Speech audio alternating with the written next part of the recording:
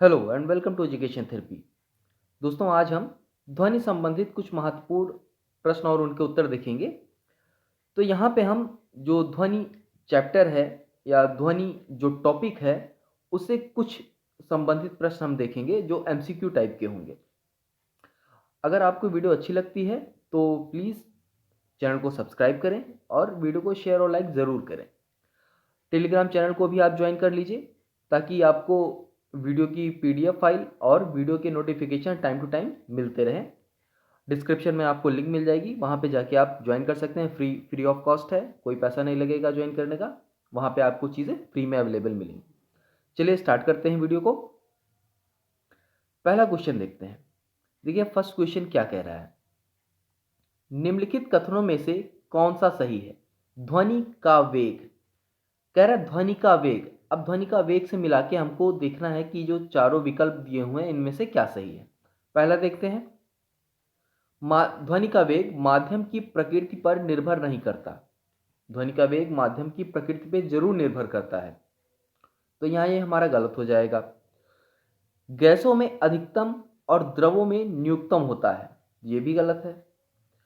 ठोस में अधिकतम और द्रवों में न्यूनतम, ये भी गलत है। ठोस में अधिकतम और गैस में न्यूनतम होता है, हमें पता है, या आपने कहीं सुना होगा, पढ़ा होगा। और अगर नहीं जानते तो मैं आपको यहाँ बता रहा हूँ कि ध्वनि का जो वेग होता है वो ठोस में सबसे अधिक होता है और गैसों में कम होता है। यानी ठोस और गैस की तुलना अगर की जाए तो ठोस में अधिक होगा और गैस में न्यूनतम होगा, सबसे कम होगा। तो यहाँ ये ऑप्शन हमारा सही हो जाएगा, यानी डी ऑप्शन हमारा सही है। अगला क्वेश्चन देखते हैं। निम्नलिखित कथनों में से कौन सा एक सही नहीं है? यहां पे क्या कह रहा है? सही नहीं है। तो चलिए चारों ऑप्शन पढ़ते हैं, उसके बाद हमको पता चलेगा कौन सा सही है कौन सा नहीं सही है। गैसों में ध्वनि तरंगों की प्रकृति अनुदैर्ध्य होती है। अनुदैर्ध्य का मतलब लॉन्गिट्यूडनल वेव। तो गैस में क्या ध्वनि इस तरह से चलते हैं? अनुदैर्ध्य। चलिए, तो ये तो सही है, जाहिर सी बात है, अनुदैर्ध्य रूप में ही चलते हैं, अनुदैर्ध्य तरंग के रूप में ही चलते हैं गैस में। अगला देखते हैं। 20 हर्ट्ज से कम की आवृत्ति जो होती है उसकी ध्वनि तरंगे पराश्रव्य कहलाती हैं। तो नहीं, ये गलत है, अपश्रव्य कहलाती हैं। आगे भी पढ़ लेते हैं। उच्चतर आयामों वाली ध्वनि तरंगे अपेक्षाकृत प्रबल होती हैं, तो ये भी सही है। उच्च श्रव्य आवृत्तियों वाली ध्वनि तरंगे तीक्ष्ण होती हैं, ये भी सही है। तो यानी जो ऑप्शन यहाँ पे प्रश्न के हिसाब से जो हमारा ऑप्शन सही होगा वो होगा ऑप्शन बी। ठीक है, 20 हर्ट्ज से कम की आवृत्ति को या जो तरंगे होती हैं, ध्वनि तरंगे होती हैं, उन्हें हम पराश्रव्य तरंग नहीं कहते हैं। चलिए अगला क्वेश्चन देखते हैं।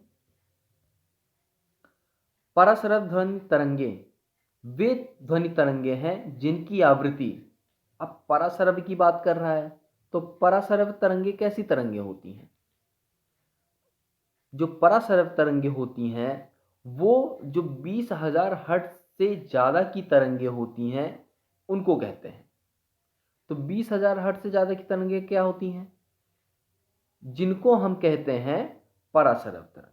तो ऑप्शन सी हमारा यहाँ पे सही होगा, यानी पराश्रव्य मतलब हाइपरसोनिक जिसको बोलते हैं। आगे चलते हैं,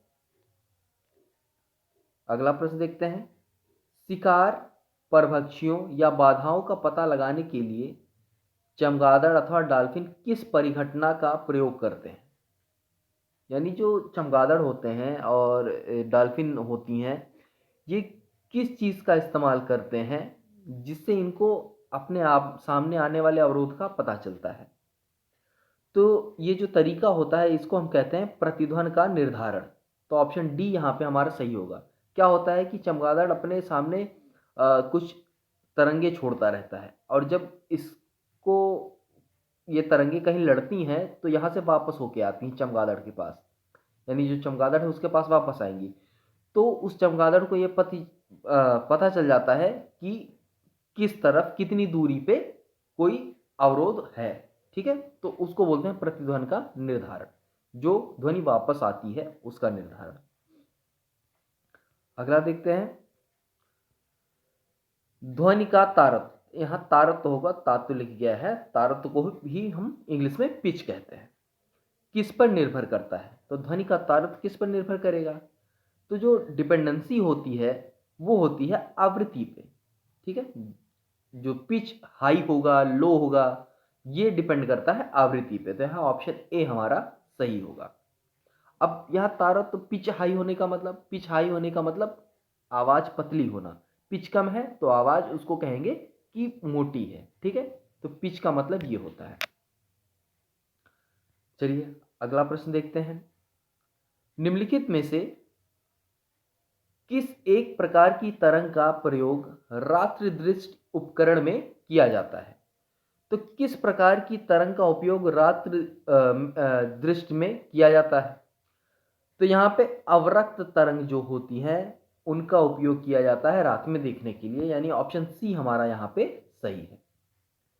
अगला क्वेश्चन देखते हैं।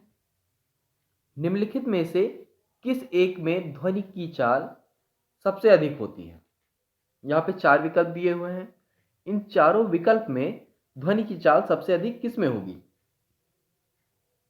तो यहाँ पे 0 डिग्री सेल्सियस वायु में, 100 डिग्री सेल्सियस वायु में, जल में या लकड़ी में। तो हमने अभी ऊपर देखा कि ठोस में ध्वनि की चाल अधिक होती है, तो जितने भी विकल्प हमको दिए हैं उनमें से ठोस क्या है, लकड़ी, तो लकड़ी में जो ध्वनि की चाल होगी वो सबसे अधिक होगी, यानी ऑप्शन डी हमारा यहाँ पे सही होगा। ठीक है, चलिए आगे देखते हैं। एक जेट वायुयान 2 मैक के वेग से हवा में उड़ रहा है। जब ध्वनि का वेग 332 मीटर प्रति सेकंड है तो वायुयान की चाल कितनी है। अब हमको, आपने सुना होगा कि लड़ाकू विमान जो है उनकी स्पीड मैक में बताते हैं, तो यहाँ पे मैक में एक लड़ाकू विमान या एक जेट विमान की स्पीड दी हुई है वो है 2 मैक, और हमको 332 मीटर प्रति सेकंड पता है कि ध्वनि की चाल होती है, ध्वनि का वेग है। तो पूछ रहा है कि वायुयान की चाल कितनी है, तो जितना मैक दिया है उसका गुणा हम कर देंगे 332 में, यानी 2 गुणे 332 कर देंगे और जो आएगा वही हमारा उत्तर हो जाएगा। तो इसको गुणा करेंगे तो हमारे क्या आ जाएगा, 4 6 6, यानी ऑप्शन डी हमारा यहाँ पे सही होगा, 664 मीटर प्रति सेकंड ये चाल होगी वायुयान की। चलिए अगला देखते हैं। आप